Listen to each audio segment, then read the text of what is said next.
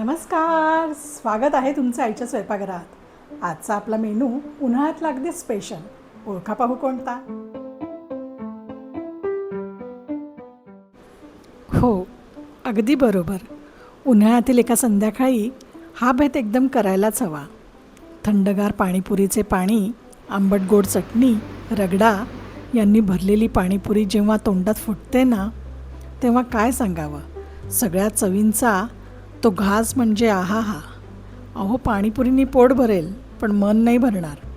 चला तर मग पाहूया कशी करायची ही पाणीपुरी. हा पांढरा वाटाणा मी 7-8 तास आधी भिजत टाकला होता. आता कुकरमधनं आपण हे शिजून घेणार आहोत. त्याला चांगल्या 7-8 शिट्ट्या काढणार आहोत आणि मऊ शिजवणार आहोत. हा रगडा पाणीपुरीमध्ये टाकून खाण्याची जी मजा आहे ना, ती वेगळीच आहे. यात थोडं पाणी टाकून आता यात आपण मीठ टाकूया आणि थोडीशी हळद टाकूया आणि याला चांगल्या 7-8 शिट्ट्या काढून घेऊया.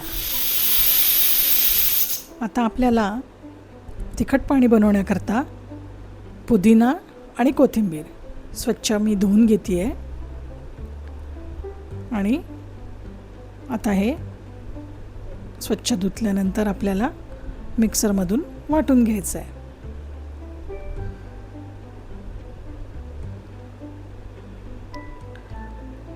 मिक्सरच्या भांड्यात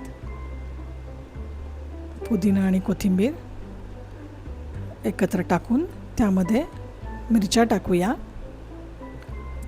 थोडं आलं टाकूया आणि हे एकदम बारीक वाटून घेऊया. आवश्यक वाटलं तर यात पाणी टाकून एकदम बारीक वाटून घ्या. पहा, ही अशी पेस्ट तयार झाली आहे. आता हे आपण गाळून घेऊया. हे व्यवस्थित गाळून मग यातला चोथा सेपरेट होऊन जाईल. आता मिक्सरच्या भांड्याला जे लागलेलं आहे ते त्याच्यात सगळं पाणी टाकून मी ह्यात पाणी ओतलं आहे आणि एकदा व्यवस्थित गाळून घेते आहे.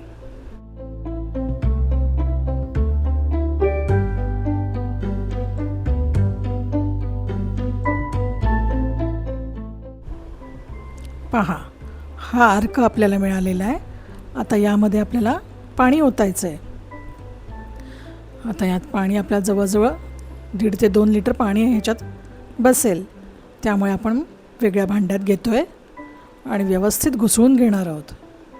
यात आपल्याला पाणीपुरी मसालाही टाकायचा आहे. पहा, त्याचा रंग एकदम दाट आहे.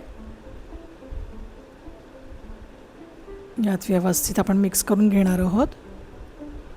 यात पाणीपुरी मसालाही आपल्याला टाकायचा आहे. थोडासा मी शिल्लक ठेवला आहे. एकदा टेस्ट बघते आणि मग लागलंच तर उरलेला पण तो मसाला टाकून देते त्यात. थोडासा लागेलच तोही उरलेला यात टाकून देते, मिक्स करते. आणि थोडंसं पाणीही लागणार आहे कारण अजून थोडंसं दाट येतं आहे. तर साधारण 1/2 लिटर पाणी मी आता ह्यात मिक्स करते. म्हणजे जवळजवळ मी 1.25 लिटर पाणी यात टाकलेलं आहे. आता हे व्यवस्थित आपण मिक्स करून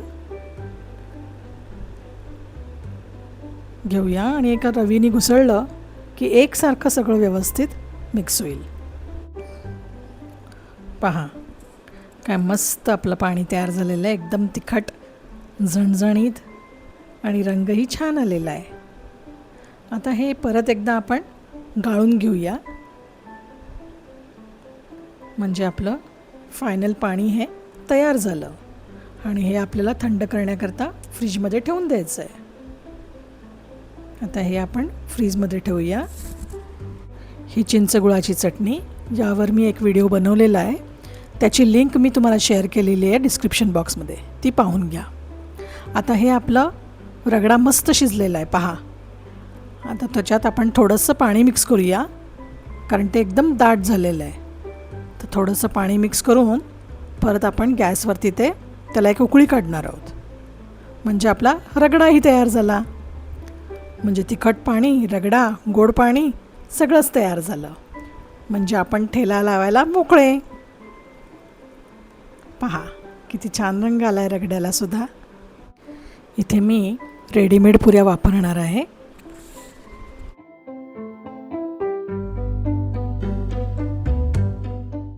हा थंडगार पाणी आणि गरम रगडा आणि आंबट गोड चटणी या जेव्हा पुरीमध्ये एकत्र येतील तेव्हा काय पुरी ती छान लागेल. वा,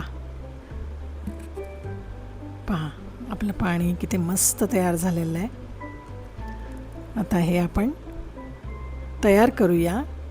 पुरीत सुरुवातीला आपण रगडा टाकून घेणार आहोत. रगडा थोडासा गरमच ठेवायचा.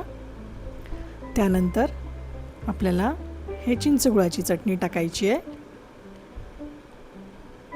ती भरून घेऊया.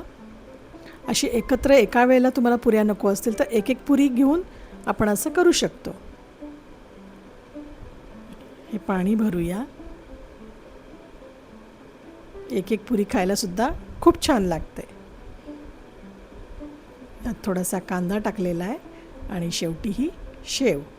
वा, आपली पाणीपुरी तयार. आता टेस्टिंग. वाव, एकदम झकास, मस्त. तुम्ही करून पहा अशी पाणीपुरी. आणि कशी झाली मला नक्की कळवा. व्हिडिओ आवडला असेल तर लाईक करा. चॅनलला सबस्क्राईब केलं नसेल तर सबस्क्राईब करा. अशा वेगवेगळ्या व्यंजनांसाठी पुन्हा भेटूया पुढील व्हिडिओमध्ये. तोपर्यंत धन्यवाद.